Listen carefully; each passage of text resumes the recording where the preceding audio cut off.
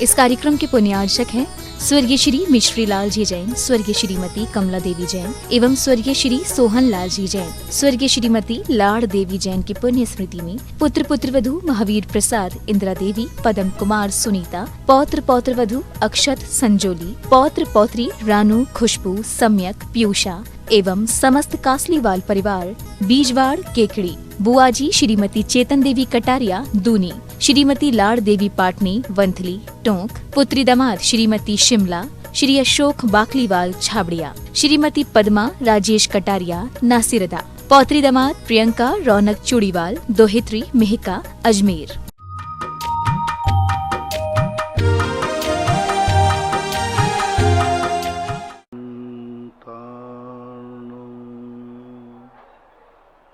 नमो सिद्धार्णं नमो आयर्याणं नमो वज्रायाणं नमो लोये सवशाहूर्णं। पंच परमेष्टि भगवान की जय। आचार्य श्री गुरुवर कुंद कुंद महाराज की जय। आचार्य श्री गुरुवर विद्यासागर महाराज की जय। परम पूजनीय निर्यापक श्रमण मुनि श्री सुधा सागर जी महाराज की जय हो। परम पूज्य श्री गंभीर सागर जी महाराज की। सभी श्रोतागण एवं जिज्ञासु को श्री को नमोस्तु करें। राजन जैन मेरठ से पूछते हैं, नमोस्तु गुरुदेव, 7 तत्वों के सही सिद्धांत का क्या तात्पर्य है? इसके लिए हमें क्या करना होगा और 7 तत्वों का विपरीत सिद्धांत से हम क्या समझें? कृपया प्रत्येक तत्व के विषय में समझाने की कृपा करें। तत्व दृष्टि का अर्थ होता है प्रत्येक वस्तु की अर्थ क्रिया क्या है। यह वस्तु अस्तित्वमान है, त्रिकाली है कि तात्कालिक है। इस वस्तु की उपयोगिता क्या है दुनिया में, इसकी निमित्त शक्ति क्या है, इसकी उपादान शक्ति क्या है, दुनिया में यह वस्तु का उपयोग क्या है, मूल्यांकन क्या है, इस संबंध में वस्तु को समझना। हर वस्तु को एक पेड़ आपने देखा तो पेड़ के संबंध में देखेंगे वस्तु की उपयोगिता क्या है,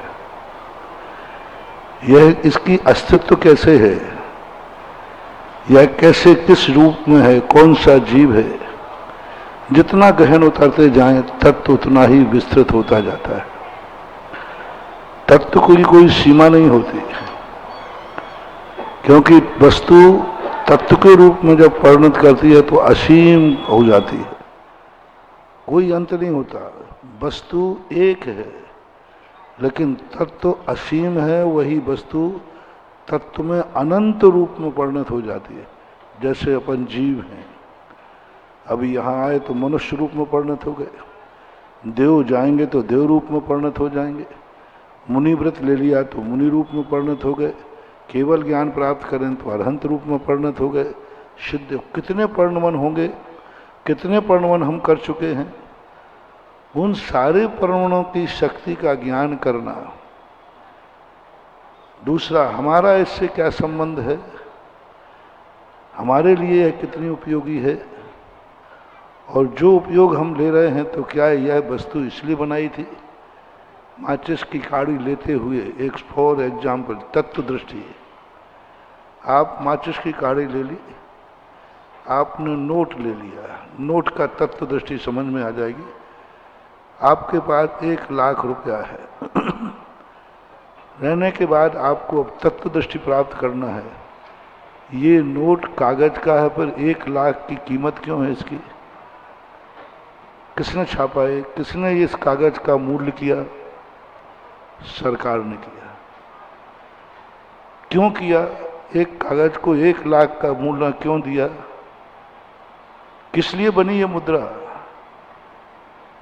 किस लिए बनी मुद्रा?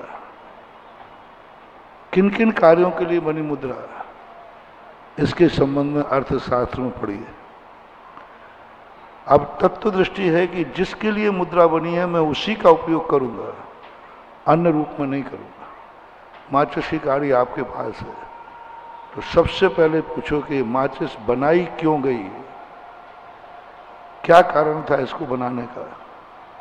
दीप जलाने के लिए, रोटी पकाने के लिए, अंधकार मिटाने के लिए, यही सब अभिप्राय आएंगे। बस उसी समय संकल्प कर लेना, माचिस की काड़ी जिसके लिए बनाई गई है हम उसी के लिए ही प्रयोग करेंगे, अन्य के लिए नहीं। हम आग लगाने में कारण नहीं बनाएंगे। तत्व दृष्टि प्रकट हो गई। बनाई किस लिए गई माचिस की काड़ी, हम वही उपयोग करेंगे, अन्य रूप उपयोग नहीं करेंगे। इसको तत्व दृष्टि बोलते हैं। क्यों बनाई गई ये वस्तु, हम उतना ही उपयोग करेंगे, उससे अलग उपयोग नहीं करेंगे। हर वस्तु के ऊपर, हर क्रियाओं के ऊपर अर्थ क्रिया को समझने का नाम तत्व दृष्टि होता है। जब ये कुछ समझ में नहीं आती हैं तो एक अंत में है, भगवान ने, हमारे गुरुजनों ने हमारी जिनवाणी में जिस पर्याय का, जिस वस्तु का जो उपयोग बताया है वही सत्य है, वही मैं प्रयोग करूंगा। ये श्रद्धान्वत आज्ञा सम्यक दृष्टि कहलाते हैं। आज हमने कहा था दृष्टि मग्गो भव, कुछ नहीं हो सकते तो दृष्टि मग्गो भव। कितनी बड़ी बात आज समझने की बात थी। तुम पाप नहीं छोड़ सकते हो, लेकिन पाप को दृष्टि में लाओ कि दृष्टि मग्गो भव। दृष्टि से तो सही बोलो। तुम दान नहीं दे सकते हो, तुम दान देने का भाव नहीं है, मत दो, लेकिन कम से कम धन का दृष्टि तो देखो कि धन का किस लिए धन दिया गया था, धन का उपयोग क्या करना था। क्या धन रखने को दिया गया, क्या गाड़ने को दिया गया? धन का उपयोग क्या है, किस लिए तुमने कमाया ये धन, क्या करोगे, क्या करोगे, बस इतना तुम्हें विचार करना है। यदि तुम्हारे लिए मालूम चल गया कि नहीं धन का मेरा कार्य के लिए ये उपयोग है, धन की तत्व दृष्टि प्रकट हो गई। और यदि तुमने ये उपयोग नहीं कर पाए तो तुम्हारी अतत्व दृष्टि हो गई। तो हर चीज को वस्तु का उपयोग करना पाप नहीं है, वस्तु का उपयोग नहीं करना एक पाप है और वस्तु का दुरुपयोग करना एक पाप है। दो चीजें समझना। वस्तु का उपयोग करना पाप नहीं है, ये तो व्यवस्था है संसार की। वस्तु का दुरुपयोग करना एक पाप है, और एक दूसरा पाप और है कि वस्तु का उपयोग नहीं करना। और वस्तु तुम्हारे पास है और तुम उसका उपयोग नहीं कर रहे हो, तो ये एक और बड़ा पाप है।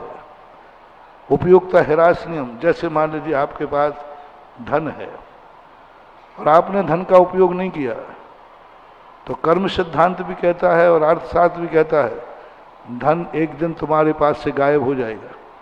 क्यों?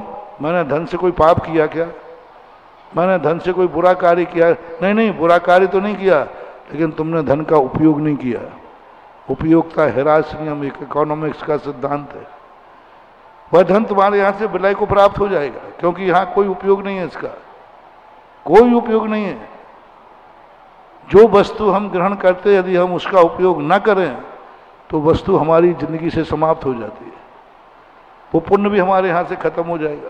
पुण्य का उदय हम उपयोग नहीं कर रहे, तो धीरे धीरे हमारा पुण्य क्षय को प्राप्त हो जाएगा।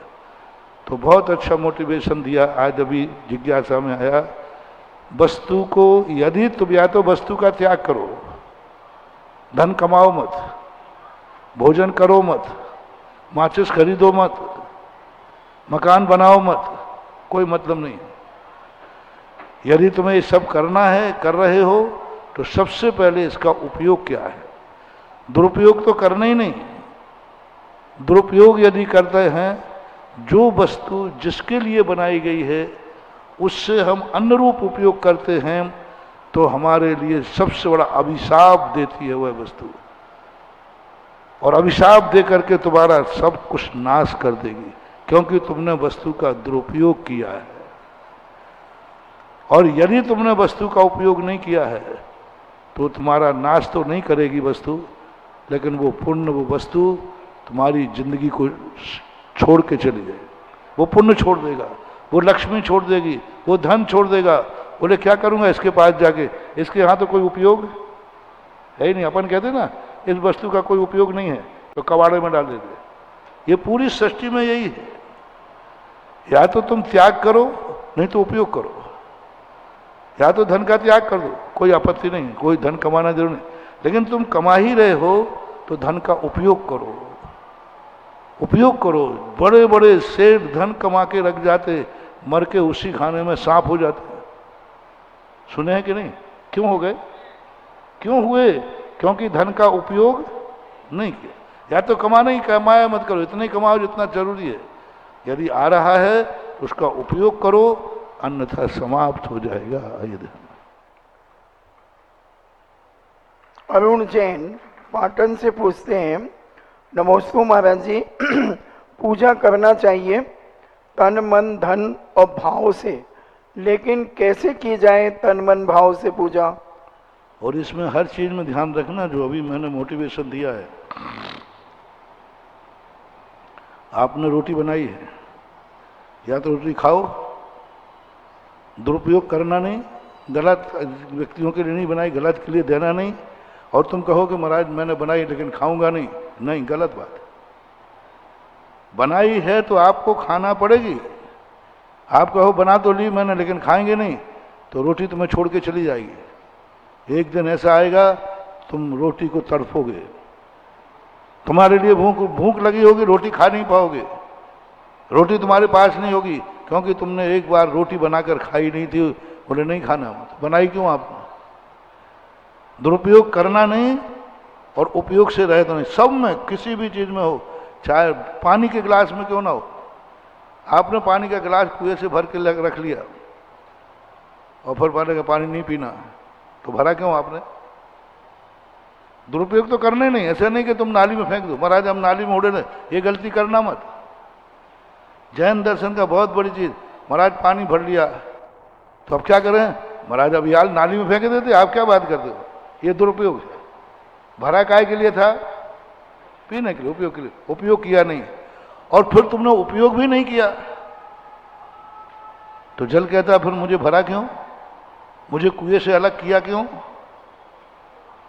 तो फिर भी तुम्हारी आफत है। इसलिए दोनों चीजों को हर चीज में लगा लेना, आंख में, कान में, धन में, दौलत में, भोजन में, कपड़े में, सब चीज में या तो उपयोग करो और या फिर उस चीज को अपनी जिंदगी से अलग करो।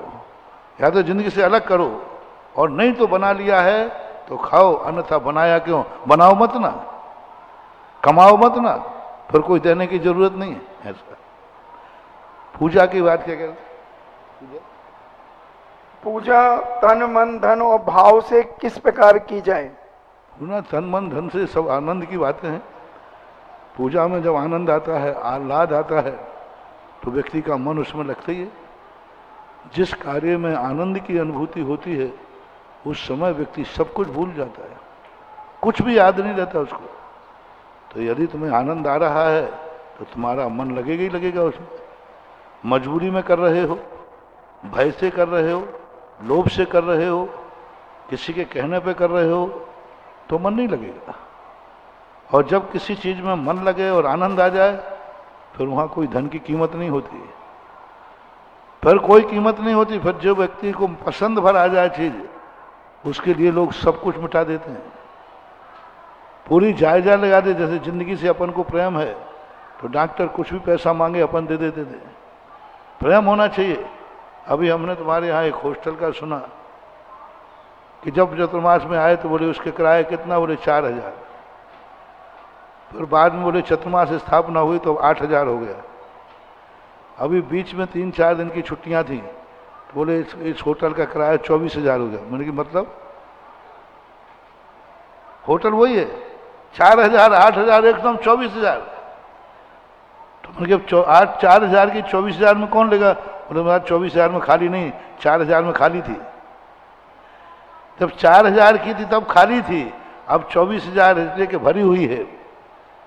क्योंकि लोगों को पसंद आ जाए, स्थान मिल जाए, तो 24,000 देने में भी पीछे नहीं हटता। इसी प्रकार जब धर्म हमें आनंद की वस्तु बन जाता है तो फिर उस धर्म के लिए व्यक्ति कुछ भी धन देने को तैयार हो जाता है। बस एक बार मन की पसंद बनना चाहिए, फिर व्यक्ति सब कुछ निछावर कर देता है। अभी पिता जैन धांधला से पूछती हैं नमोस्तु गुरुदेव, दूसरों की ज्योतिष की ग्रह दशाओं का सहारा लेकर कोई कब तक दूसरों को अपराध का शिकार बना सकता है? ये देखो, इसको हम निषेध भी नहीं करेंगे, समर्थन भी नहीं करेंगे। कोई व्यक्ति झूठ बोल के कर रहा है तो कर रहा है, कब तक चलेगा वो? कब तक चलेगा? वो झूठा बना रहा है, एक दिन प्रकट हो गए, उससे अतीत की बातें मत पूछो, भविष्य की पूछो, और अतीत की भी पूछ लो। एक आध बात है, जब 1 साल बाद ऐसा होगा तो ये भी जानता है कि 1 साल पहले क्या हुआ था। हमारे शास्त्रों में आया, जाति स्मरण अवध ज्ञान मन पर ज्ञान एक ही काल का नहीं होता, तीनों कालों का होता। 3 भाव आगे के 3 भाव पीछे के। तो किसी ज्योतिषाचार्य को पकड़ना है सही है कि नहीं, तो क्या 1 साल बाद तुम्हारा ऐसा होगा। अब 1 साल बाद पता नहीं वो कहाँ होगा, हम कहाँ होंगे। तो उन्होंने कहा साहब आप जो जानते तो बताओ 1 साल पहले क्या हुआ था। वो तो अपने ज्ञान में है ना, और वो 1 साल पहले की बात बता दे तो समझ लेना कोई भविष्य की बात भी सही होगी। तो ज्योतिष को नकारना नहीं, लेकिन ज्योतिष जो जिस ढंग से आज चलता है वो ज्ञान के बिना है, सही नहीं निकलता। विपिन कुमार जैन मेरठ से पूछते हैं नमोस्तु महाराज जी, किसी मंदिर में मेज के ऊपर ऐसा चमकदार पत्थर लगा होता है जिसमें भगवान की प्रतिमा, छत्र आदि का प्रतिबिंब उल्टे नजर आते हैं, तो इसमें दर्शनार्थियों पर कोई प्रभाव पड़ता है क्या? वहाँ चटाई आदि डाल देना चाहिए, अथवा वहाँ पर कोई ऐसा पेंट कर दीजिए जिसमें कि वो परछाई नहीं पड़े। विकल्प आता है, ठीक नहीं। रीमा जैन जयपुर से पूछती हैं नमोस्तु महाराज जी, जीवन में हर कदम पर ऐसा एहसास होता है कि कहीं कोई गलत ना हो जाए, तो ये किस कारण से होता है? व्यक्ति को अपने खुद की ऊपर विश्वास नहीं होता, वो खुद की दृष्टि में गिरा हुआ है। वो स्वयं की दृष्टि में वो मान रहा है कि मैं बड़ा बदमाश हूँ, मैं बेईमान हूँ। अपराध जब स्वयं अंदर भरा हुआ रहता है तो उसके लिए बहुत ज़्यादा दिक्कतें होती हैं। बहुत बड़ा अपराधी बहुत सावधान होकर चलता है, वो ये सोचता है कहीं मैं पकड़ा नहीं जाऊं, और वही उसकी सावधानी उसकी कमजोरी बन जाती है।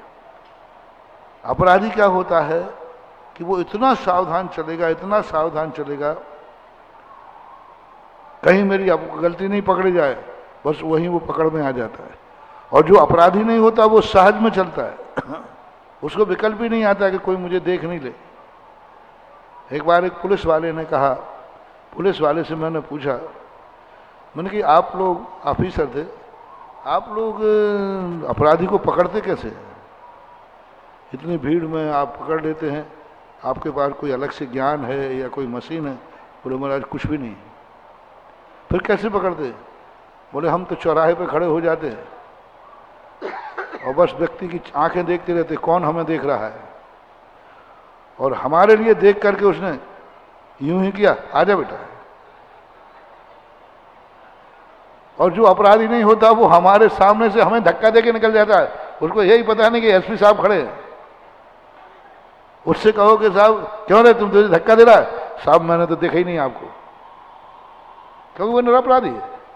अपराधी व्यक्ति नियम से देख करके उसके चेहरे पर, उसकी आंखों में आएगा पुलिस खड़ी है, सावधान रहना है, पकड़ सकती है। बस वो सावधानी उसकी कमजोरी है, वही वो पकड़ में आ जाता है, क्योंकि उसको मालूम। और जो निरपराधी होता है वो सावधान भी रहता है, वो सहज रहता है, सहज रूप में उसकी परिणति बन जाती है। तो आपके अंदर जो भय बना रहता है, यानी आपको खुद अपने मन का मालूम है कि मेरा मन कहीं ना कहीं गलती कर देता है, इसलिए भय होता है। आप अपने अंदर से निरपराध बुद्धि निकाल दीजिए। आप अपनी नज़रों में गिरे हुए हैं, आप अपनी खुद की नज़रों में अपने आप को उठाइए। अकेले में अपने आप को उठाइए और अपने आप के अंदर से आवाज दीजिए, मैं शुद्ध हूं, मैं निरपराधी हूं। मैं अपने आप की एक अनुभूति कीजिए। प्रतिक्रमण क्या होता है? प्रतिक्रमण के बाद सामायिक कही गई, क्योंकि सामायिक में अपराध बोध नहीं होना चाहिए। इसलिए यदि कोई अपराध हुआ है तो उससे निर्विकल्प हो जाओ, अब सामायिक में बैठो। तो हम अपने आप को अपनी दृष्टि से देखें। अपनी दृष्टि में सबसे पहला सम्मान। कल मैंने कहा था पंडितों के लिए, पहले ये देखो तुम अपनी दृष्टि में पंडित हो के नहीं, दूसरों की नहीं। तुम स्वयं के नैने में झांको, तुम अपने खुद के ज्ञान में बोलो, अपने आप से बोलो, किसी को बताना मत। क्या तुम पंडित हो? क्या तुम्हारा मन जान रहा है? महानुभाव, अपना स्वयं का निर्णय सर्वश्रेष्ठ निर्णय है। मुनि महाराज, तुम अपने आप को देखो, क्या तुम मुनि हो? किससे पूछ रहे हो? दुनिया से। मैं मुनि हूं कि नहीं, मेरी मुनि चर्या है कि सही नहीं। तुम खुद अपनी आत्मा से पूछो कि तुम मुनि हो कि नहीं। और यदि तुम्हारी आत्मा ने अंदर से गवाही दे दिया, अकेले में, तो बताने के लिए नहीं, बताने के लिए व्यक्ति झूठ बोल जाएगा। अंदर सामायिक में बैठते समय तुम्हें आ गया, मुझे सामायिक में बैठना है क्योंकि मैं मुनि हूं, तो तीन लोक में कोई भी व्यक्ति आपको नहीं नकार सकता। आप मुनि हैं, केवल ज्ञानी से भी पूछ लेना, वो सही निकलेगा। आत्मा का निर्णय और केवल ज्ञानी के निर्णय में कोई अंतर नहीं है, लेकिन वो निर्णय स्वयं के लिए करना है। बताने के लिए तो तुम्हारा मन बेईमान हो जाएगा। तुम अपने लिए पूछो, क्या तुम मुनि हो? सामायिक में पूछो, सामायिक में बैठते समय पूछो, क्या तुम मुनि हो? और मुनि हो तो सामायिक होगी ही होगी। मुनि हो तो प्रतिक्रमण होगा ही होगा। मुनि है तो स्तुति होगी ही होगी। मुनि है तो चर्या निर्दोष पलेगी पलेगी। मुनि हो तो आपकी ऐषणा समिति पलेगी पलेगी। मुनि हो तो हिरिया समिति पलेगी। अपनी दृष्टि में मुनि हो तो, अपनी दृष्टि में मुनि हो तो उसकी हिरिया समिति कभी सदोष नहीं हो सकती, क्योंकि वो खुद कह रहा मैं मुनि हूं। जब मैं मुनि हूं तो वो देख के चलेगा ही चलेगा, उसके व्रतों में दोष नहीं आता। इसलिए जैन दर्शन कहता है सत्यासत्य का निर्णय दुनिया से नहीं, अपनी आत्मा से कराओ। तुम्हारी आत्मा क्या बोलती है वही सत्य है, वही सत्य तुम्हारे जीवन का आधार है, और उसी सत्य से तुम अपने आप के विल पावर को बढ़ा सकते हो। ऐसा अभिषेक जैन सकरार से पूछते हैं, नमोस्तु महाराज जी, मंदिर जी में महायज्ञ नायक द्वारा श्री जी को पांडुक शिला पर विराजमान करते हैं, उसके बाद यज्ञ नायक या अन्य कोई श्री जी के चरण स्पर्श कर सकता है क्या? देखो, चरण स्पर्शों के संबंध में बहुत बार बात आई। कभी विशेष भक्ति के अतिरेक में कभी छूने का भाव आवे तो करना चाहिए। आप लोग चरण पकड़ते हो, वस्तुतः जैन दर्शन में चरणों की वंदना का कोई उल्लेख ही नहीं किया है। चरण छूने का नहीं किया हमारे यहाँ। हमारे यहाँ तो चरण रज को छूने का कहा, नीचे के चरण। अपने जितने सिद्ध क्षेत्रों पर बनते चरण नहीं बनते, चरण चिन्ह बनते। चरण चिन्ह बनते यानी चरण उल्टे बनते। उल्टे चरण बनने का अर्थ चरण चिन्ह। अपन ने पैर रखा, पैर रखने के बाद जो निशान बना वो पूजनीय है, वो पूजनीय है। भगवान के चरण नहीं, चरण रखा है वो पूजनीय नहीं है। भगवान के चरण जहां पड़े वो निशान बना, उस निशान को सौधर्मेंद्र टंकोत्कीर्ण करके स्थापना करता है। चरणों की स्थापना नहीं, चरण चिन्ह की स्थापना। इसलिए पूजा में तुम्हारे चरण पूजनीय नहीं कहे। नवदा भक्ति के अंदर चरणों को स्पर्श करने को नहीं कहा, नवदा भक्ति में चरण पूजने को नहीं कहा। उन्होंने कहा चरणों के से निकला हुआ गंधोदक पूजनी है, जिन गंधोदकम वंदे अहम। तो वस्तुतः उन चरणों से निकला हुआ जो गंधोदक है वो चरण चिन्ह है, वो वंदनीय है। क्योंकि एनर्जी ऊपर से नहीं निकलती, एनर्जी नीचे से निकलती है। एनर्जी ऊपर से नहीं निकलती, ऊपर की तरफ नहीं आती जिनको आप छूते हो। एनर्जी नीचे से निकलती है, जिस एनर्जी को आपको लाभ मिलता है। इसलिए इस पर विशेषता ध्यान रखना चाहिए। लोगों को चरणों की छूने की बहुत कम से कम करना चाहिए। कभी कुचित कजाचित भक्ति का अतिरेक जागता है तब बात अलग। डॉक्टर मगन जैन आष्टा से पूछते हैं, नमोस्तु महाराज जी, अजीब अधिकरण में निक्षेप के द्वारा पाप का आस्वोग किस प्रकार घटित होता है? अजीब अधिकरण में निक्षेप के द्वारा पाप का आस्वोग किस प्रकार घटित होता है? अजीब अधिकरण के प्रति भी हमारा द्वेष भाव हो जाता है। अजीब अधिकरण के प्रति भी हम इतना घृणा भाव कर लेते हैं, अजीब अधिकरण के प्रति भी हम इतना राग भाव कर लेते हैं। जैसे मकान है, ये अजीब है, आपको इससे कितना राग है? आपके पास सोने का बिस्किट है, अजीब है वो। उस सोने के बिस्किट के लिए कोई छीने तो आप मर सकते हो और मार भी सकते हो। अब देखना, अजीब अजीब सोने का बिस्किट है, अजीब है, लेकिन उस अजीब के प्रति तुम्हारा इतना राग भाव है कि तुम मार डालोगे किसी को और स्वयं भी मर जाओगे। वस्तुतः पूछा जाए, इस दुनिया में सबसे ज्यादा व्यक्ति राग जड़ पदार्थों से करता है। तुम्हारी जिंदगी में सबसे ज्यादा उपयोगी जड़ पदार्थ हैं। मकान जड़ है, सोना चांदी जड़ है, घर में उपयोगी वस्तु जड़ हैं, कपड़े जड़ हैं, जूते जड़ हैं, गाड़ी जड़ है, जो कुछ भी आपकी जिंदगी में सबसे ज्यादा 24 घंटे में जड़ पदार्थ काम आते हैं कि जीव पदार्थ? 24 घंटे में जड़ पदार्थ। रोटी जड़ है, सब्जी जड़ है। चेतन पदार्थ कितने काम आते हैं? माता पिता, परिवार आदि, ये सब, इनसे जिंदगी नहीं चल रही है। जिंदगी जो चलती है अजीब से चलती है। वैभव जो बढ़ता है जीवों से नहीं, कुटुंब बढ़ने से वैभव नहीं बढ़ता है, धन बढ़ने से वैभव बढ़ता है। बड़े बहुत ज्यादा जिस कुटुंब में लोग होते हैं वे सेठ कहलाते हैं कि बहुत धन होता है वे सेठ कहलाते हैं? नहीं, जिनके परिवार में ज्यादा संख्या हो वो सेठ कहलाते हैं, कि जिसके धन ज्यादा हो वो सेठ कहलाते हैं। धन ज्यादा, जिनके मकान ज्यादा हो, घोड़ा गाड़ी ज्यादा हो, वो सेठ कहलाते हैं। तो 24 घंटे में देखा जाए तो अजीब अधिकरण से ज्यादा बंद करता है व्यक्ति। अजीब अधिकरणों के प्रति ज्यादा राग है व्यक्ति को, अजीब अधिकरणों के ऊपर ज्यादा जीता मरता है। सेकंड नंबर पर मरता है मिश्र पर, सचित्ता चित्त। अहमेदम एदमहम अहमेदस होम इमम एदम अन्नम जम पर दब्बम सच्चित्ता चित्त मिश्रम्भा। पूज्यवर कुंद कुंद भगवान समय सार में अहमेदम एदमहम सच्चित्ता चित्त मिश्रम्भा। सचित्त अचित्त जैसे परिवार आदि, ये सब सचित्ता चित्त है। जीव के संबंध में तो बहुत कम राग होता है। मर गया तो राग कितनी देर। अब देखना, जीव से राग करना, जब जी रहा था तो वो सचित्त अचित्त था, मिश्र था। धन दौलत सहित, ये पिता के पास बहुत धन दौलत है तो आप पिता को नहीं चाह रहे, धन दौलत सहित पिता को चाह रहे हैं। और जीव को कितना याद, मर गया कितनी देर याद करोगे? 2 दिन, 3 दिन, 13 दिन, 14 दिन, बस खत्म हो जाता है। कोई जीव के प्रति, तो जीव के प्रति सबसे कम राग भाव होता है।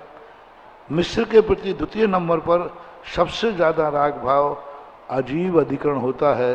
और पूज्यवर उमा स्वामी महाराज ने बंद के कारणों में जीवा जीवाधिकरण दोनों को लिया है।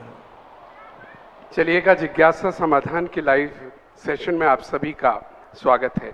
आज प्रातः काल से बड़ा सुंदर विषय चल रहा है और अभी अभी भी पूज्य गुरुदेव ने जो बात कही, अगर रोटी बनी है तो खानी होगी, अगर हमारे निमित्त से, अगर हमारे निमित्त से जल है तो पीना पड़ेगा, और अगर धन है, धन आया है, कमाया है तो उसको दान देना होगा। और यह एक सूत्र है जो प्रातः काल से आज चल रहा है। ये सूत्र हम भी अपने जीवन में ले लें तो हमारा भी उद्धार हो जाएगा। पूज्य गुरुदेव सदैव कहते, बहुत सारे लोग जब से गुरुदेव ने दान की महिमा बताना प्रारंभ की है तब से कई लोगों को चिंता हो गई है कि यह जैन धर्म तो मात्र धनवानों का धर्म हो गया है। गुरुदेव कहते हैं, मैं चाहता हूं मेरे जितने भी अनुयायी हैं वो सब धनवान हो, क्योंकि जिनमें त्याग की भावना होगी, दान की भावना होगी, वही सच्चे धनवान होंगे। ये जैन दर्शन धनवानों का दर्शन है, गरीबों का दर्शन नहीं। कभी ये जब लोग भड़काएं आपको, पूज्य गुरुदेव कहते हैं, भड़काएं आपको कि आजकल तो हर बिना न्योछावर के कोई कार्य नहीं हो जाए, मुस्कुरा देना, क्योंकि वो जो कह रहे हैं वो अपना दुर्भाग्य बुला रहे हैं। वो कह के सौभाग्य बुलाना है तो दान करो, दान करो, दान करो। गुरुदेव रोज हमको समझाने का प्रयास कर रहे हैं। आइएगा, सबसे पहला आवाज देना चाहूंगा श्री राजेश कर्रापुर वालों को, सागर से आए हुए हैं। आइएगा, अपनी बात को रखिएगा। और उसके बाद श्रीमती कल्पना जैन शास्त्री, सागर। मनोज बाबू, अभी आपने जो कहा ना गुरुदेव, एक सेकंड भैया, एक संस्मरण याद है। एक व्यक्ति कहता है कि बोले महाराज जी, आप जब देखो जब दान की बात, मन की आज से नहीं करूंगा। अब मैं कहूंगा बस हम मैं दो भावना भा रहा हूं। एक तो आप हमारे इस भक्त लोग सब लोग खूब दान दें, और दूसरी भावना है, हे भगवान ये 1 रुपया भी नहीं कमाए, कमाना बंद करो, कमाना बंद करो। अब ये उपदेश दूंगा, मैंने कहा कल से प्रवचन होगा, कमाना बंद करो, कमाना पाप है। दान नहीं, दान तो देना ही नहीं, वो तो अपन ने नियम ले लिया, वो तो अपन ने नियम ले लिया कि दान तो अपन को, बस अब दान तो देना ही नहीं, कमाना बंद करो। कमाना नहीं, कमाना पाप है, कमाना नरक का द्वार है। हे भगवान, हमारे भक्त की 1 रुपया की कमाई ना होवे। हे भगवान, कमाना पाप है, कमाई पाप है, इसलिए सारी दुकानों पर किसी की भी कमाई नहीं हो। जैसे सुबह खोले शाम को ज्यों के त्यों वापस आ जाए। 3-4 दिन हमने प्रवचन दिए, बोले महाराज जी वही दान पे दे दो, आप कबाड़ा कर दोगे हम लोगों को, क्योंकि उनको मालूम है महाराज जी जो कह देते हैं फिर वही होता है। नहीं महाराज हम दान ही दे देंगे। नहीं, कमाना बंद करो। कमाओगे तो दान है, और कमाना बंद कर दोगे तो दान की कोई जरूरत ही नहीं है। ये नहीं सोच पाते व्यक्ति कि महाराज दान की कह रहे हैं या कमाने के लिए कह रहे हैं। कमा रहे हो तो दान देना चाहिए, तब बात बनती है। चलिए, आपका प्रश्न। गुरुदेव के चरणों में बारंबार नमोस्तु नमोस्तु नमोस्तु। छुल्लक जी के चरणों में इच्छामी इच्छामी इच्छामी समस्त जैन समाज को जय जैन। गुरुदेव, हम आपसे एक प्रश्न कर रहे हैं, जिज्ञासा है कि जो सभी मूर्ति विराजमान मंदिरों में कर देते हैं दान देकर, और फिर पूजा पाठ को कभी जाते नहीं हैं, उनको क्या दोष लगता है? और जो किसी कारण बस जिनको मंदिर जाना या बंद करना पड़े, दूसरे मंदिर जाना पड़े, उनको मूर्ति विराजमान तो है उनकी, पर उनको दूसरे मंदिर जाना पड़े किसी कारण बस, या कुछ भी विराजमान बाद में, तो उनको क्या दोष पुण्य पाप लगेगा? अभी हमने एक बहुत अच्छी बात तुम लोगों से कही थी। वह मूर्ति किसके लिए विराजमान की गई है, वो मंदिर किसके लिए बनाया गया है। यदि उसने स्वयं की पूजा पाठ के लिए बनाई है बैठाली मूर्ति, तो उसे पूजा पाठ करना होगा। अभी मैंने कहा था रोटी किसके लिए बनाई गई है, तुम्हारे लिए, तो खाना पड़ेगा। तुम कहो मैं कुत्ते को खिला देंगे, नहीं, दुरुपयोग है। बनाई किसके लिए थी माँ ने? बेटे के लिए। तो मम्मी अब मैंने नहीं किया तो कुत्ते को खिला दो ना। अब बताओ, माँ कुत्ते को रोटी बनाएगी उस समय की भावना, और बेटे को बनाएगी उसकी भावना, है ना। बेटे के लिए भावना भाई हुई भावना कुत्ते को दे दे, ये दुरुपयोग है। तो फिर बनाते ही समय कहो ना ये रोटी किसके लिए बन रही है, कुत्ते के लिए बन रही है। तो आपकी वो मूर्ति किसके लिए बैठा ली है, वो मंदिर किसके लिए बैठा ला है? यदि अपने लिए बैठा ली है, जो निजी मंदिर बनते हैं, यही तो मैं बार बार कहता हूं, लोग समझ नहीं रहे। जो निजी मंदिर बनते हैं, हवेलियों में मंदिर बनते थे, ये बर्बाद क्यों हो गए? क्योंकि वो मंदिर वो निजी परिवार के लिए बनाया गया था, और परिवार के लोग ही उसमें अभिषेक पूजन नहीं करते हैं, तो ये बर्बाद होंगे। जितने सेठों के घरों में देखना आज मंदिर हैं, लेकिन उनके परिवार का कोई व्यक्ति पूजा नहीं करता। वो सेठ जी ने मंदिर घर में क्यों बनाया था? अपने परिवार की महिला पुरुष, सेठ लोग हैं, बाहर खतरा है आदि, अब वो परिवार के नहीं कर रहे, पड़ोसी कर रहे, अब वो घर बर्बाद हो जाएगी। मूर्ति यदि तुमने समाज के लिए दी है, इसलिए हम सदा जो मूर्ति बैठालते हैं उसको कहते एकदम त्याग कर दे कि ये मूर्ति मेरी नहीं, मैं इनका नहीं, मैंने समाज को सौंप दी, समाज के लिए मैंने मूर्ति बैठा ली है, अब उसको दोष नहीं लगेगा, अब दोष नहीं लगेगा, क्योंकि उसने पर्पस ही बदल दिया। मैंने रोटी अपने लिए बनाई नहीं, मैंने तो मूर्ति, समाज ने घोषणा की कि हमें यहाँ भगवान के दर्शन चाहिए और हम लोग सब करने दे, कोई मूर्ति दे देवे तो अच्छा है। तो उसने मूर्ति देते समय क्या भाव किया, अपने लिए या समाज के लिए? समाज के लिए। समाज के लिए, तो समाज का फिर उसकी जिम्मेदारी नहीं। यदि उसने कहा नहीं मैं भी शामिल हूं इसमें, मैं भी करूंगा, तो फिर उसको करना अनिवार्य है। दूसरे मंदिर में यदि उसने दी है तो क्या मान के दी है? वहां के लोगों को ध्यान में रख के दी है या अपना ध्यान में रख के दी है? वहां के लोग। बस फिर वो दूसरे मंदिर में करो, तुम्हें कोई दोष नहीं। पर्पस है संकल्प शक्ति का, वो वस्तु किसके लिए बनी है। इसलिए मैं कहता हूं कॉलोनी में जो मंदिर बना है वो कॉलोनी वालों के लिए बना है। अब यदि तुम कॉलोनी वाले उसमें अभिषेक करने नहीं गए तो वो मंदिर तुम्हें धीरे से बर्बाद कर देगा, क्योंकि मंदिर तुम्हारे लिए। भगवान किसके लिए आए कॉलोनी में? कॉलोनी में भगवान किसके लिए आए? आपके लिए। और आप ही उनका वो इंतजार कर रहे बैठे हैं, मंदिर बनाते साहब सारे कॉलोनी के लोग दर्शन करें, पूजन करें, इसलिए भगवान आओ आप। भगवान ने कहा ठीक आए जाते।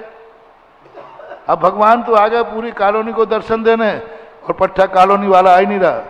भगवान कहते तेरी मेरी इतनी बेइज्जती कि मैं तेरे लिए मंदिर में आया हूं, तो घर से मंदिर नहीं आ पा रहा है, अब बर्बाद हो जाएगा वो। इसलिए हमें देखना है कि भगवान किसके लिए विराजमान किए गए हैं। यदि मेरी भागीदारी है, मेरे लिए भोजन बना है, मैं भी उसमें हिस्सेदार हैं, तो आपको वहां भोजन करने जाना पड़ेगा, क्योंकि आप भागीदार हैं। ऐसा किसी कारणवश महाराज जी दूसरे मंदिर जाना पड़े कि हम दूसरे मंदिर में पूजा करेंगे तो उसमें आपने कह दिया ना कि मूर्ति किसके लिए बैठा ली थी? समाज के लिए। बस समाज जाने, समाज के काम जाने। नमस्ते महाराज जी, नमस्ते महाराज जी, नमस्ते। चलिए, बहुत ही सुंदर। श्रीमती कल्पना जी के पास माइक पहुंचा दीजिएगा शीघ्रता से, और जिनका नाम हम ले लिया करें वो पहले से ही खड़े हो जाए। प्रतीक जैन सिकंदराबाद, तैयार रहिएगा। और यहाँ पर ये जो लोग भूल रहे हैं, आज हम अपने लिए धूमधाम से मंदिर बना रहे हैं, हर कॉलोनी में बन रहा है, लेकिन भूल जाते हैं ये मंदिर हमारे लिए बना है। और सब कुछ जो एक दिन बड़ा सुंदर पंच कल्याणक करा था वो उसी दिन के लिए रह जाता है। ध्यान रखिएगा, गुरुदेव बता रहे हैं वो मंदिर हमने अपने लिए बनाया था, तो पूजन अभिषेक भी हम ही वहां पर करेंगे। चलिए। नमोस्तु महाराज जी, नमोस्तु महाराज जी। हमारी जिज्ञासा है, यह आत्मा रत्नत्रय स्वरूप कैसे है और रत्नत्रय को प्राप्त करने के क्या उपाय हैं? रत्नत्रय स्वरूप पर्याय होते हैं। जैसे एक गेहूं रोटी बनने के बाद रोटी रूप हो जाता है, गेहूं नहीं रहता। पूरा गेहूं, अब गेहूं का आकार भी खत्म हो गया, गेहूं का नाम भी खत्म हो गया, उसका स्वरूप भी खत्म हो गया, उसके लक्षण भी खत्म हो गए गेहूं के। अब उसने रोटी का आकार रख लिया तो वह गेहूं रोटी के रूप में ही जाना जा रहा है। गेहूं रोटी नहीं था, लेकिन रोटी गेहूं की ही है, ये कहा जाएगा। इसी प्रकार जब अपनी आत्मा रत्नत्रय धारण कर लेती है तो यह जीव रत्नत्रय के नाम से प्रसिद्ध हो जाता है।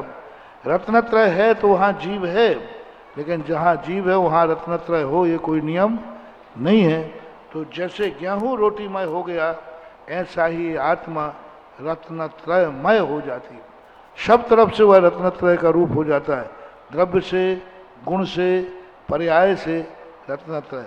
और रत्नत्रय का अर्थ है कि व्यक्ति अपने आप को सम्यक दर्शन, ज्ञान और चारित्र रूप में वो जब सोचेगा तो रत्नत्रय की दृष्टि से सोचेगा, जब वो देखेगा तो रत्नत्रय की दृष्टि से देखेगा।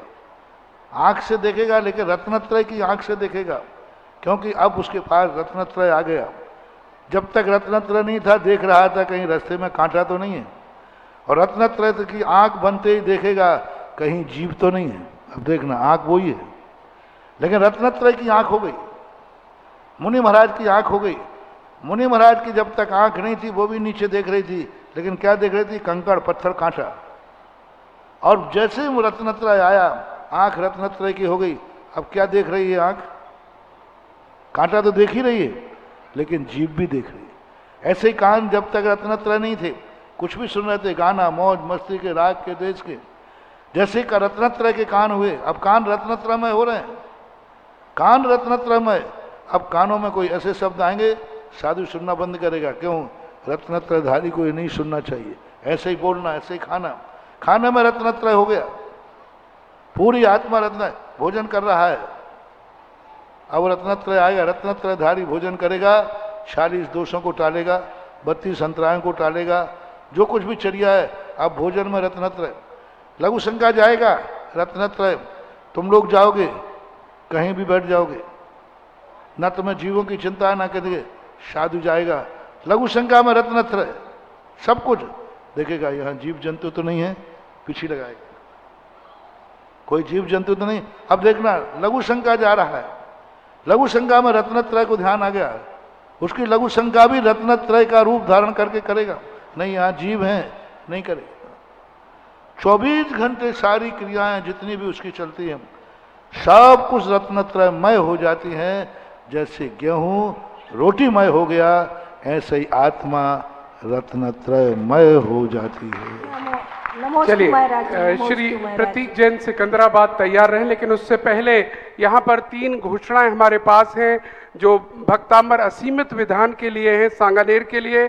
श्रीमान अनंत वीर सिंह जी, श्रीमती कुसुम जी दिल्ली परिवार, श्रीमान कैलाश जी, इंदिरा जी जयपुर मानसरोवर परिवार, और श्रीमान महावीर कुमार जी, मंजू जी, बसंत जी अग्रवाल फार्म मानसरोवर जयपुर परिवार। बहुत बहुत अनुमोदना, एक बार तालियां बजा दीजिएगा। 1,11,000 रुपए की प्रत्येक ने राशि दी है। असीमित भक्तांबर विधान इनके नाम से सांगानेर में चलता रहेगा। महाराज श्री के चरणों में नमोस्तु नमोस्तु नमोस्तु। छुल्लक जी के चरणों में इच्छामी इच्छामी इच्छामी। महाराज श्री, मेरी जिज्ञासा ये है, कोई भक्त श्री सुमित फिकल जी की यात्रा करने, वंदना करने अपने परिवार के साथ गया है, और वो उसकी वंदना करते करते मृत्यु हो गई और वो वंदना पूरी नहीं कर पाया, तो उसका पाप कर्म का उदय था कि उसने सबकी वंदना रुकवा दी, या उसका पुण्य कर्म का उदय था कि उसकी वहां मृत्यु हो गई? Well beginning is of done. कोई कार्य को अच्छी तरह शुरू कर दिया, समझ लेना पूरा हो गया। एक सूक्ति है इंग्लिश में, well beginning is of done.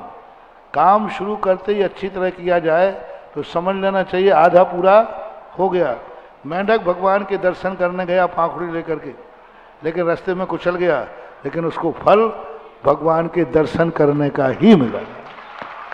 हमारे यहाँ नए होते हैं, नईगम नए कहलाता है। संकल्प ग्राही नईगमा।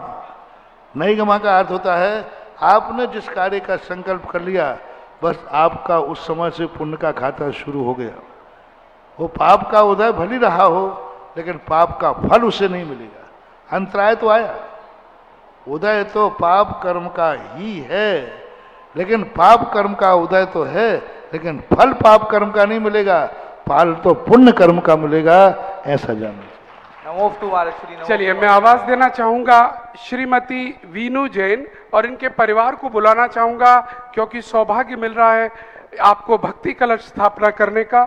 यहाँ से भक्ति कलश परिवार ले ले, क्योंकि आज आर्यन का जन्मदिन है और इस दिन आप चाहते हैं कि वो भक्ति कलश अर्पण करें। रतन लाल जी, माया देवी, रूप किशोर, बीनू, सुशील कुमार, दीपाली, ऋषभ, आर्यन, मारुति, सभी लोग आ जाएं और भक्ति कलश। और आपका प्रश्न, बीनू जी आप प्रारंभ करें। जो भी आपके यहाँ से है माइक दे दें। कौन पूछ रहा है? इन्हीं में से कौन पूछ रहा है? हाँ, माइक आप ये कर रहे हैं, माइक दीजिए। हाँ, ये पहुंच जाएंगे जब तक। नमस्ते गुरुदेव। उधर से चलें। मेरा प्रश्न है कि हम मनुष्य गति से ऐसी गति है जहां से हम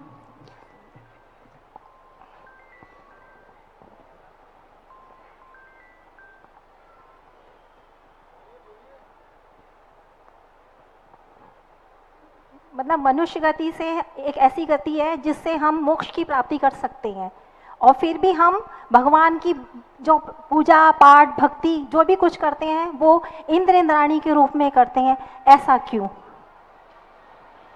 मनुष्य गति के बाद ये बीच में फेल होने के कारण से जो तुमने भक्ति की थी वो भगवान बनने के लिए की थी।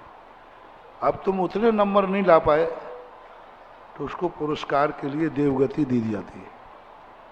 लाना थे आपको पूरे नंबर, लेकिन नहीं लाने के बाद उसको एक देवगति में जो पुण्य का बंध हुआ, मैंने कहा ना या तो आपने कोई वस्तु कमाई है तो पूरा उसका उपयोग करो किस लिए कमाई थी, और नहीं कमाई है तो उसका दुरुपयोग मत करो, और उसका उपयोग नहीं करना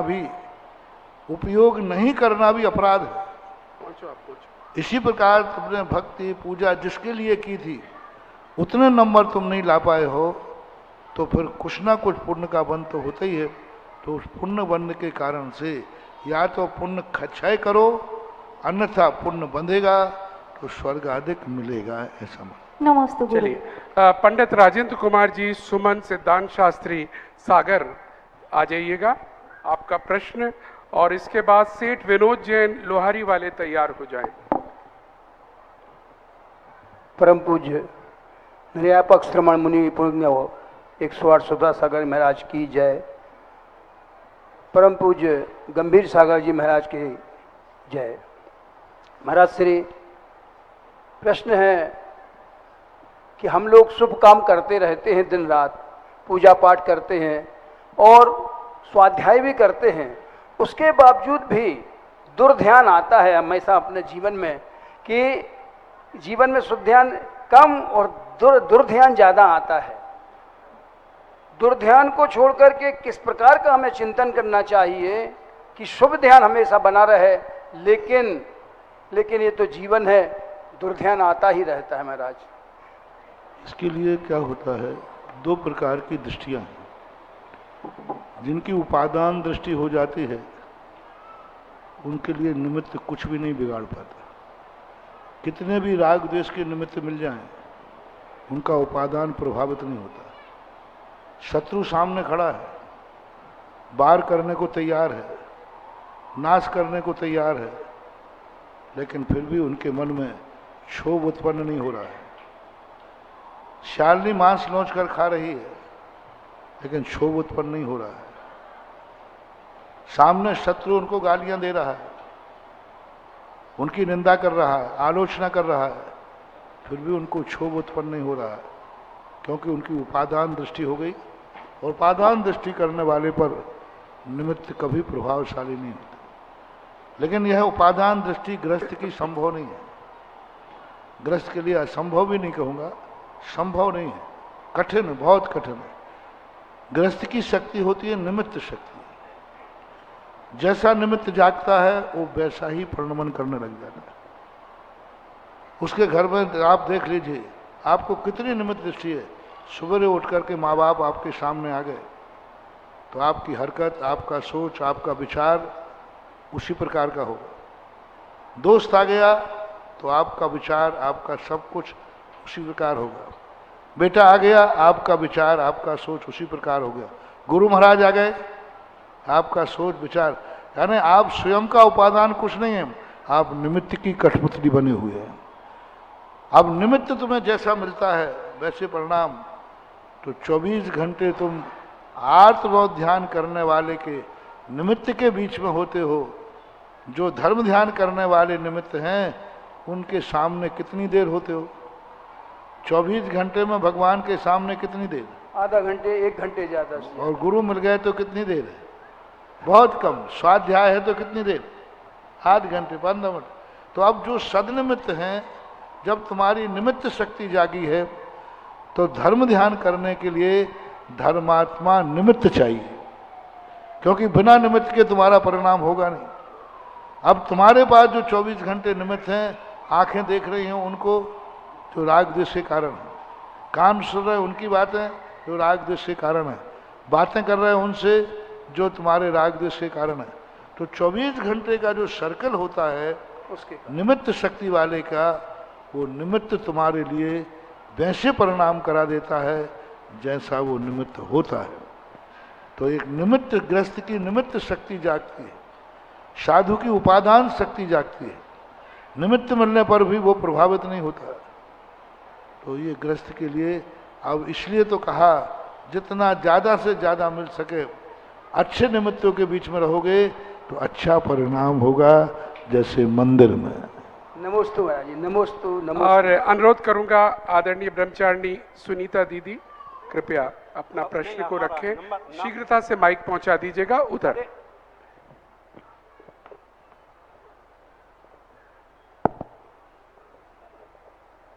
इसके बाद श्री के चरणों में नमोस्तु इच्छामि महाराज जी। जहाँ साधु का संग होता है वहाँ सार दिखाई देता है। जहाँ साधु का संग होता है वहाँ सार दिखाई देता है। मिटती हुई मानवता को आकार दिखाई देता है।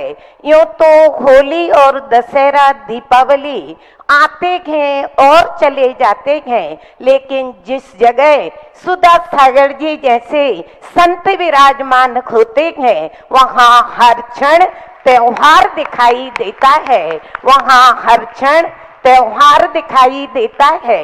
इसी पावन बेला में हम सभी भी ऐसा त्योहार एक हस्तिनापुर की धरा पर भी देखने की भावना रखते हैं कि वैसे तो वहाँ पर 4 तीर्थंकरों के समूह शरण आए और आदिनाथ भगवान से लेकर के महावीर भगवान तक के चरण रज वहां पर पड़ी, लेकिन छदमस्त ज्ञान खोने के कारण उसका तो अनुभव नहीं है। लेकिन अभी आपने ही पहले 2 दिन पहले बताया था कि एक ऐसे महापुरुष वहां पर हुए थे जिन्होंने धर्म की नहीं धर्मात्माओं की रक्षा की थी।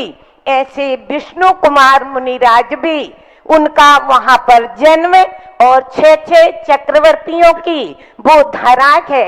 ऐसी धरा पर आज तक बहुत सारे मंदिर तीर्थों का भी और महाराज श्री की पावन प्रेरणा से वहां पर दानोदय तीर्थ भी बन रहा है। क्योंकि यदि दान की परंपरा भी कहीं प्रारंभ हुई थी तो उसी धरा से हुई थी।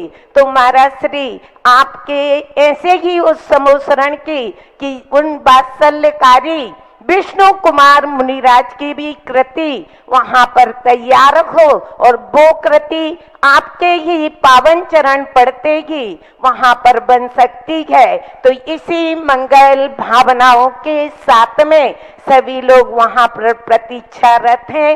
अब थोड़ी सी जिज्ञासा है कि सभी लोग हमेशा स्वाध्याय तो नहीं कर पाते हैं, लेकिन जिन चीजों के बीच में बिल्कुल उनका ज्यादा समय निकलता है, तो ऐसे अष्टपाहुड़ ग्रंथ के अंदर शिवभूति मुनिराज का उदाहरण मिलता है कि उनका ज्ञानावरणी कर्म का क्षयोपशम बड़ा मंद था।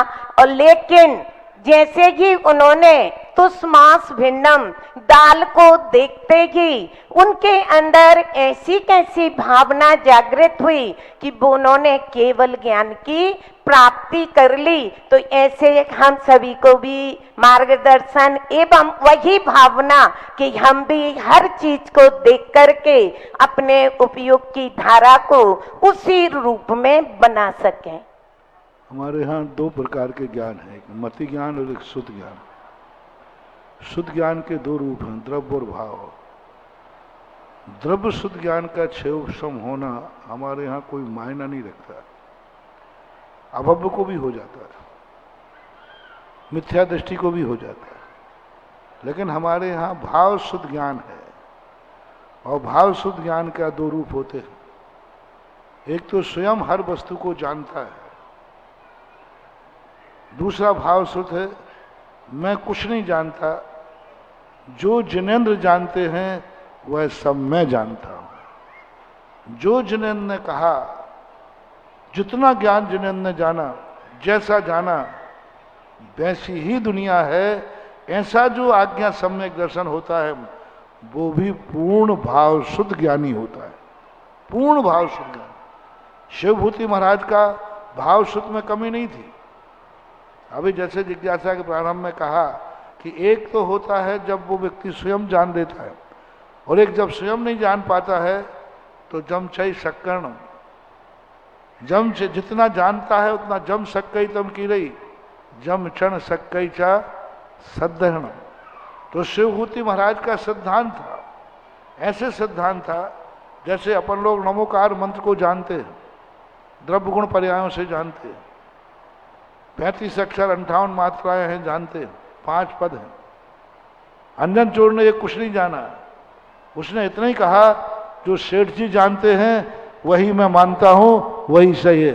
तो अब जितना सेठ को ज्ञान था उतना ही अंजन चोर को ज्ञान था। दोनों के ज्ञान में किंचित मात्र भी अंतर नहीं है, किंचित मात्र भी।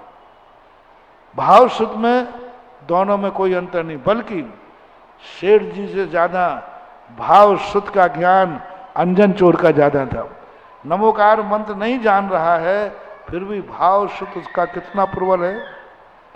तो जो शिवभूति आदि हैं ये भगवान के ज्ञान को प्रमाण मान करके और उसको यथावत स्वीकार कर लेते हैं, उसको यथावत अपनी आत्मा की पर्याय बना लेते हैं, तो वे भी उतने ही बड़े ज्ञानी हैं। सम्यक दृष्टि कहता है जो भगवान जानते हैं उतना मैं भी जानता हूं, किंचित मात्र भी कम नहीं, एक अक्षर भी कम नहीं। जितना भगवान जानते हैं, अब देखना कितनी बड़ी बात, द्रव्य सुख से भी बहुत आगे निकल रहा है ज्ञानी। सम्यक दर्शन कब होता है? चतुर्थ गुण स्थान वर्ती सम्यक दृष्टि कितना जानता है?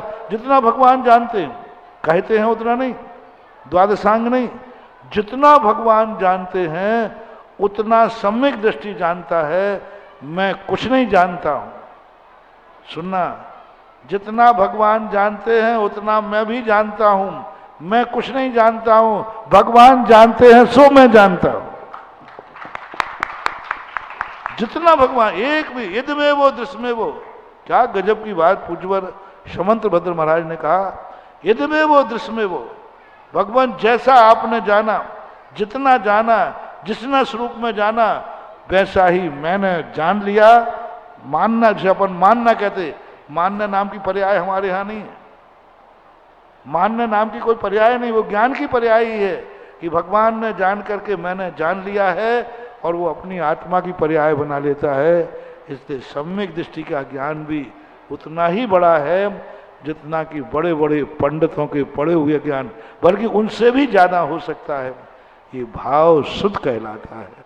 चलिए, सेठ विनोद जैन जी लोहारी वाले कृपया अपना जिज्ञासा रखेंगे और उसके बाद तैयार रहे अंशु जैन कमला नगर। महाराज जी नमोस्तु नमोस्तु। महाराज जी अपनी आलोचना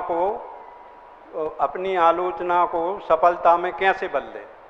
आलोचना को सफलता में कैसे बदले? आलोचना और सफलता मतलब अपनी आलोचना को सफलता में कैसे बदले?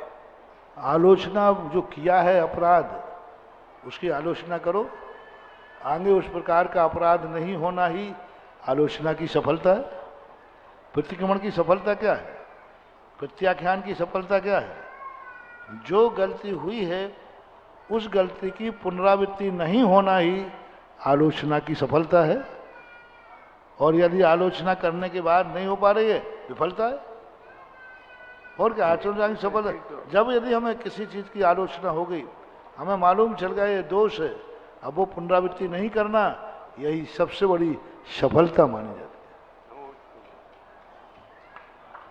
चलिए अंशु जी कमला नगर। गुरुवर की चरणों में नमोस्तु, क्षुल्लक जी को क्षामी। महाराज जी, मेरी जिज्ञासा यह है कि हस्त मुद्रा विज्ञान का जैन धर्म में क्या महत्व है? हस्त मुद्रा विज्ञान का जैन धर्म में क्या महत्व है? हमारे यहाँ मुद्रा के संबंध में तो कोई जैनाचार्य बोलते नहीं। हमारे यहाँ आसन का महत्व है। मुद्राएं जो हैं ये लोक व्यवहार में आते हैं, लोक व्यवहार। लेकिन आसन जो हमारे यहाँ, उसका नाम आसन है। जैन दर्शन में से योग की बात कही, जैन दर्शन में योगा नहीं है, योग की कोई चर्चा जैन दर्शन में नहीं है। जो आज वर्तमान में चल रहा है, योगा, मणिबन, ये बन आदि, कुंडलियां जागरण करना, ये करना, ये जैनागम में नहीं है, क्योंकि ये शारीरिक परिणतियां हैं। जैनागम में ध्यान है। ध्यान के 10 स्थान बताए पूज्यवर सुखचंद आचार्य महाराज ने। पूरे शरीर में ध्यान के 10 स्थान बताए उन्होंने, नाम लिए उन्होंने, कौन सा स्थान कहाँ है। 10 स्थान ध्यान के बताए, लेकिन योगा के नहीं बताए उन्होंने 10 स्थान। इन 10 स्थानों पर अपने बीजाक्षरों को स्थापित करके ध्यान किया जा सकता है। हालांकि 49 बीजाक्षरों के 49 स्थान भी हैं जहां पर इनकी सिद्धि की जाती है, जहां ये पावरफुल हो जाते हैं, जहां ये सद करके बैठते हैं कमाने के लिए, जगाने के लिए। यूं मानो जैसे आपका पढ़ाई है, पढ़ने के लिए स्कूल जाता है, व्यापार के लिए दुकान खोलता है, ऐसे ये बीजाक्षर हैं। जब इनको जगाना है, जब इनको पढ़ाना है, तब 10 स्थान, 10 स्कूल है पूरे शरीर के अंदर, जहां पर इन बीजाक्षरों को, नमोकार मंत्र को, 6 द्रव्यों को, 7 तत्वों को, जो कुछ भी तुम्हें चिंतन करना है, इन 10 स्थानों के 10 कॉलेजों में पढ़ाइए। नमोकार मंत्र करना है तो इन 10 स्थान जो ध्यान के बताए हम, उन स्थानों पर स्थापित करके अपने मन को उधर स्थापित कीजिए, फिर नमोकार मंत्र, अथवा नमोकार मंत्र को वहाँ स्थापित करके फिर उसका ध्यान कीजिए। ध्यान 2 प्रकार का होता है, उसका ध्यान और उसको स्थापित करके ध्यान। नमोकार मंत्र को हमने सामने ध्यान कर लिया, बैठा दिया, अब नमोकार मंत्र का हम ध्यान कर रहे हैं। नमोकार मंत्र को हमने ललाट के मध्य में बैठा दिया, हम उसका ध्यान कर रहे हैं। और नमोकार मंत्र, अपने मन को मस्तिष्क में लगा दिया और नमोकार मंत्र का ध्यान कर रहे हैं। तो इस प्रकार की जो ध्यान की जो मुद्राएं हमारे यहाँ कही गई हैं, और जब ये व्यापार पे जाते हैं, पढ़ने के स्थान सीमित होते हैं, व्यापार का स्थान असीम होता है, तो जब ये सिद्ध हो जाते हैं, उसके बाद ये व्यापार करते हैं, कमाई करते हैं, सिद्धि करते हैं, ऊर्जा पैदा करते हैं। उनके 49 स्थान होते हैं शरीर के अंदर, वहाँ पर जाकर के वे प्रस्फुटित होते हैं। ये सब ध्यान की प्रक्रियाओं में है। आज जो वर्तमान का योगा है, ये शारीरिक स्वास्थ्य के लिए बहुत लाभदायक है। शारीरिक स्वास्थ्य के लिए मुद्राएं बहुत जरूरी है। जितनी मुद्राएं हैं, इससे शरीर स्वस्थ होता है, मन प्रशस्त होता है, वचन प्रशस्त होता है, मन भी प्रसन्न होता है। इन मुद्राओं के साथ में ज्ञान मुद्रा है, इससे मन बहुत प्रसन्न होता है, मन के टेंशन दूर हो जाते हैं, कितना भी टेंशन हो। और जो हस्त मुद्राओं का ध्यान है उससे होता है। वचन की शुद्धि करना है, बहुत वचन कठोर है, तो इन मुद्राओं से वचन, उस मुद्रा के साथ बैठ करके वचन बोलोगे, उनमें निर्मलता आएगी। काया की शुद्धि होती है, तो मन वचन काय की शुद्धि तो होती है, लेकिन उसके लिए हमारे जैनाचार्यों ने अलग से कोई टारगेट करके नहीं कहा। बाकी ये क्योंकि लोक व्यवहार की बातें हैं, ऐसा मान। चलिए, बहुत बहुत धन्यवाद। बहुत सारे नाम आज भी बाकी रह गए रोज की तरह, लेकिन कब समय उड़ जाता है पता नहीं चलता। लेकिन एक बात मित्रों कहना चाहूंगा, स्वाध्याय की परंपरा जिन शासन जैन मंदिरों से लुप्त होती जा रही थी, लेकिन जब से ये जिज्ञासा समाधान कार्यक्रम प्रारंभ हुआ, प्रत्येक घर में ठीक 5:30 बजे टीवी सेट के माध्यम से ही सही, सारे लोग मिलकर स्वाध्याय करने जुट जाते हैं और बार बार भी पूछते हैं। तो मैं कहूंगा वह भी बहुत अच्छा है। अनुप्रेक्षा 5 प्रकार के स्वाध्याय कहे हैं, उनमें से यह भी है, बार बार चिंतन करना, बार बार मनन करना। करिए और इसी तरह से जिज्ञासाएं जागृत करिए और एक दिन हम सब सम्यक दर्शन प्राप्त करें। और आइएगा, कौन सौभाग्यशाली होगा आज आरती करने का, मुख्य पुण्यार्जक का सौभाग्य जिसे मिलेगा 11,111 रुपए, जो बढ़ावे सो पावे। शीघ्रता करिएगा, 11,111 रुपए मुख्य पुण्यार्जक के लिए, जो बढ़ावे सो पावे। जिनके भी भाव हो रहे हो हाथ खड़ा कर दें, 11,000 या उसके ऊपर जो भी भाव हो रहे हो कृपया करें। महिलाएं भी अपने भाव कर सकती हैं, पुरुष लोगों में से भी जिनके भाव हों शीघ्रता से हाथ खड़े करके अपने भावों का अर्पण करें। 11,111 रुपए आरती करने का सौभाग्य मंच पर यहां पर आकर शीघ्रता करिएगा। 11,111 रुपए। कौन होगा आज का पुण्यार्जक 11,111 का? शीघ्रता से अपने भावों को अर्पण करें। उधर से जो लोग बैठे हैं, इधर बैठे हैं, अपने भावों को शीघ्रता से अर्पण करें और हाथ खड़े कर कर हमें सूचना दें जिससे आपको हम बुला सके। चलिए, एक नाम हमारे मध्य आ चुका है, नाम हमें दे दीजिएगा। दूसरा नाम भी अगर कोई सौभाग्यशाली आना चाहता हो, जुड़ सकता है यहाँ पर। जिनका भी सौभाग्य जाग रहा हो, कृपया आइएगा और यहाँ पर आरती के पुण्यार्जकों में यहाँ मंच पर आकर आरती करिएगा। जो प्रथम पुण्यार्जक हैं उनका नाम हमें दे दीजिएगा और ये ऊपर परिवार सहित आ जाएं। और कोई जिनके भाव हो रहे हो शीघ्रता करिएगा। जिनके भी भाव हो रहे हो, रोज आप आ पाओगे या नहीं आ पाओगे, लेकिन भाव अगर आ रहे हो तो अर्पण कर देना। हाँ, पीछे किसी का हाथ उठा हो तो बता दें कौन है। हाँ, आइए। दीपचंद आशा जी लोहाड़िया, छाबड़ा राजस्थान से हैं आप। बहुत बहुत स्वागत, अभिनंदन। और कोई नाम? चलिएगा, सभी लोग खड़े हो जाइएगा आरती के लिए और आरती प्रारंभ करी जाए।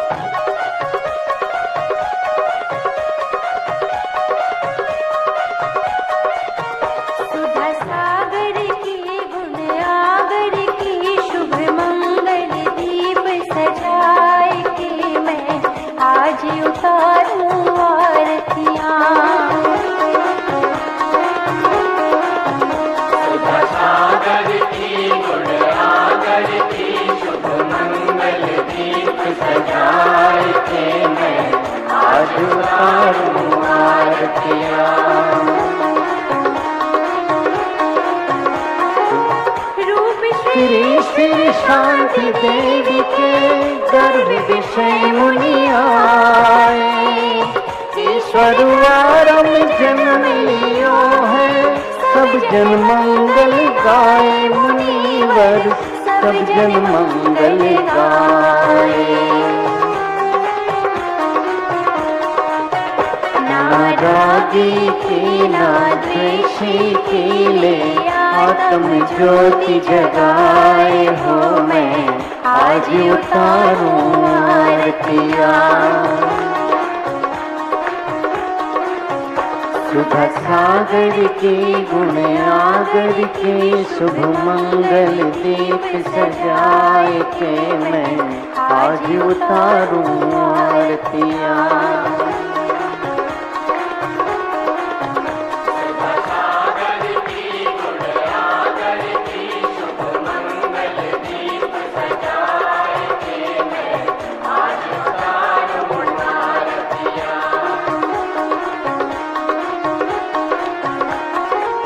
गुरुवरवास पतों के धारी, आत्म ब्रह्म बिहारी। खड्ग धार शिव पथ पर चलकर, शीतलाचार निवारे मुनिवर शीतलाचार निवारे।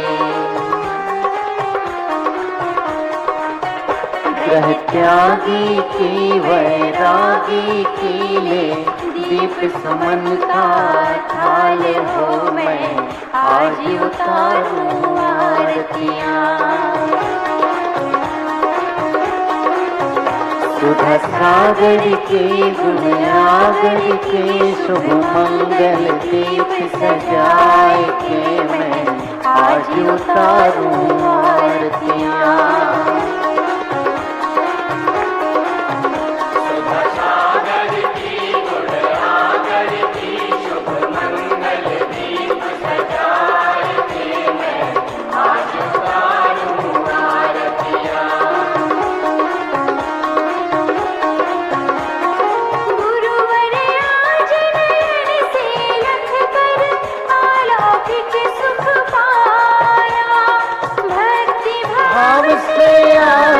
करके भूला नहीं समाया मुनिवर, भूला नहीं समाया।